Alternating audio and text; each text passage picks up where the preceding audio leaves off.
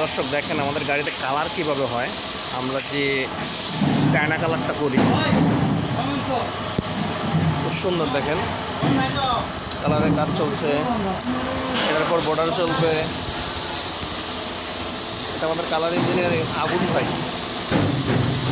Heavy print করে, ভালো কাজ করে। আর এই পাশে আমাদের গাড়ির সকল কাজ হয়। আমাদের একটা নতুন একটা পিক আপ হয়েছে, পিক আপটা কমপ্লিট, আমরা হ্যাগি তৈরি করছি। ইনি পানি টানবে, ইনি পানির ব্যবসা আছে, পানির বোতল টানবে প্রচুর পরিমাণ। এই জন্য আমরা এই সিস্টেমটা করে দিয়েছি।